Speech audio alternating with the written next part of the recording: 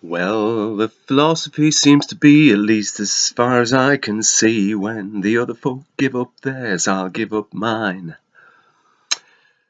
Yeah. Guns is a strange subject, especially round here, because although it's not known for its gun violence, no concealed weapons, such as pistols, uh, there are still an enormous amount of guns, and they're usually shotguns, and they're usually sported by knobs, what I call knobs, overprivileged people who have really no right to go and murder defenseless creatures on the moors, but they still do, for some kind of tax dodge or some bullshit. And it'd be great if they actually ate what they shot, but of course they don't. I know that many of them get buried. So maybe it's too full of shot. I don't know. I don't know what the reason is. But that's the cold, hard facts. So, yesterday, being talking about cold and hard, it was a very cold, hard morning, much as it is now this morning, because it is before 9 o'clock anyway. It's the 8th of January in 2018. I'm still wanting to say 1970 something. Yes, and so yesterday, it being bright and cold and a lovely day actually, I went onto the moors and got in the prime position with my straight edge, spirit level. Not that you really need a spirit level, of course, because what's better than the horizon for knowing that things are level? And my camera. I may post one of my attempts, although it's kind of frustrating because there wasn't a clear, defined edge on the horizon, because it wasn't quite clear enough. It's not down to luck, but it's down to good judgment as to when to go and do this, and I failed 2 or 3 times now to bring you any very definite results.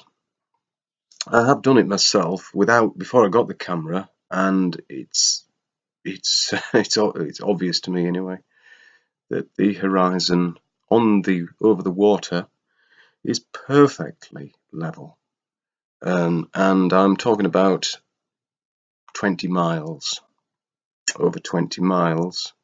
So quite obvious that it's not going to bend, it's not going to curve around a ball. But what I'd really like to do is go to a big lake, and like Coniston Water or Loch Ness, or there isn't a big enough lake close by to me. There's what's it called? Oh dear, St Kilda, is it? In the northeast, above me here. When I say above, that's a bad habit as well. I'll have to get out of. To the north of me. But that means an excursion, and I'm going to have to wait till we have more light, sort of June time maybe. But I'm not going anywhere, and neither is the methods of observation, so it will get done. Now, a little notice that a friend was talking to me about. He knows, obviously, well, not obviously, but he knows the Earth is flat, and he he told me he keeps getting more proof of this. He flies drones, and when you fly a drone, I believe anyway. Anyway, I'm not going to say too much about it, but when you fly drones, you get supposedly satellites come into your view the further up you go. Now, you don't really have to think very hard about how ridiculous that is. And he understands that they are land-based masts, communications towers, whatever, like mobile phone masts. The further up you go, the more become available to your device. And it's just the same with his drone. So he flies up, and I think he can only go half a kilometer, but he does go further. And yeah, you understand what I'm saying. And these so-called satellites are quite local. So there's just another obvious proof that satellites, what people think are satellites, are really communications masts. Now, when I was on the moor yesterday, I can't really avoid the what used to be the golf balls, the three huge round spheres that sat on the moor have been replaced now by what they call a pyramid, but it isn't a pyramid. It's just some kind of triangular concrete structure with three faces. I think it has three faces. In each face points in a different direction, and that is owned by the Americans. It's called the Fylingdales Early Warning Station, owned by the Americans, and the Americans don't even use our, when I say our, I mean Britain's national grid to power it. They generate their own electricity. And I know this because I have a friend who used to work there, and there were 3 generators, he told me. He probably get his tongue cut out now when they find out that he's told me. But there were 3 generators, and he used to maintain them, service them, and one was working all the time. The other 2 were backup. So not just one backup, no, 2 backup. I think that's just way over the top. Anyway, just so that people can relay EastEnders or some bullshit. Now, okay, I'm obviously belittling it on purpose, and maybe I'm a bit extreme there, but I also have another friend. Yes, I've got more than one friend. Would you believe that?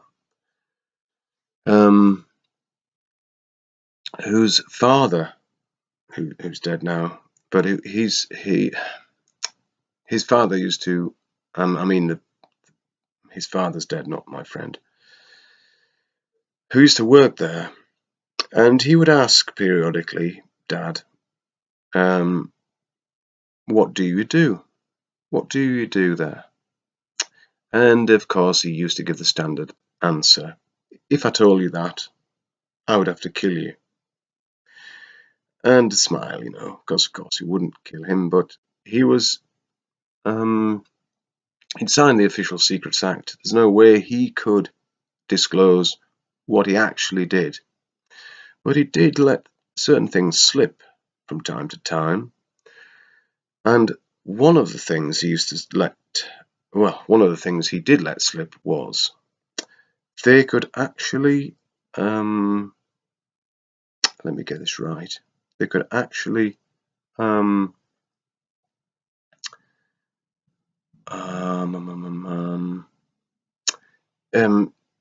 say it's like a radar, one of the operations from Fylingdales, and there were golf balls when he was working there.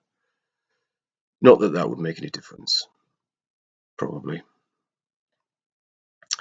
But he said they could actually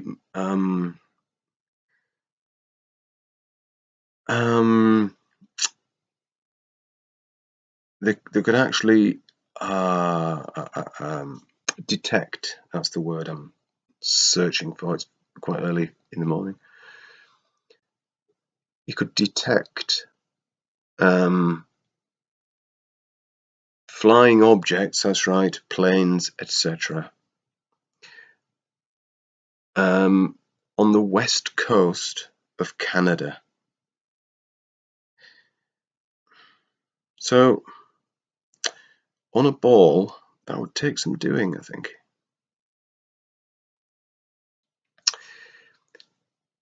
Yeah.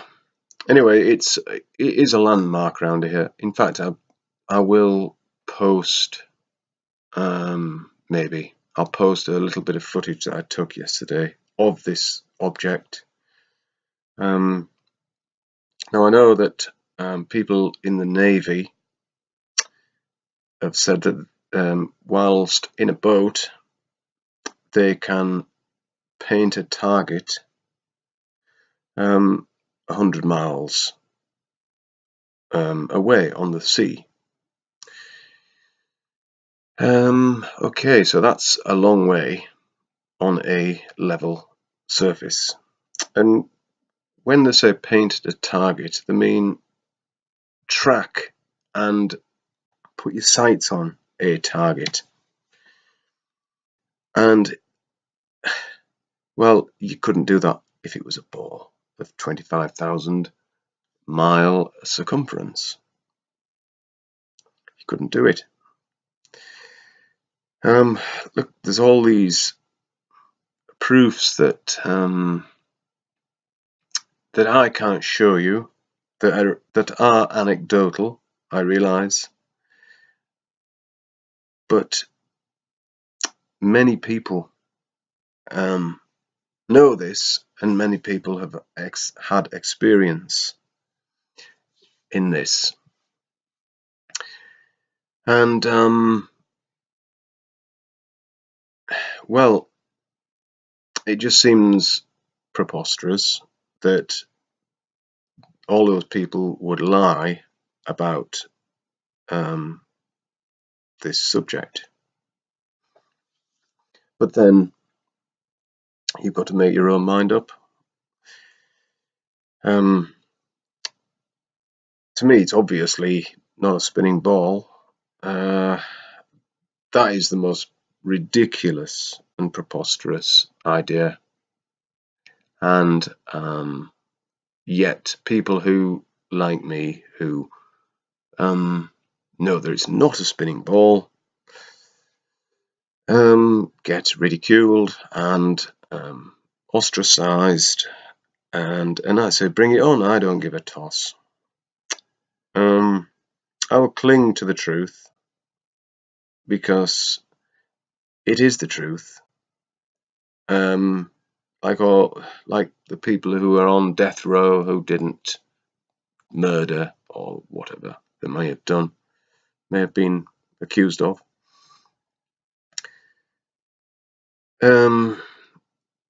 When they know they're innocent, what's the point in there is no point in expressing other things. I'm not going mental, but I've sort of messed this up, I understand. Goodbye.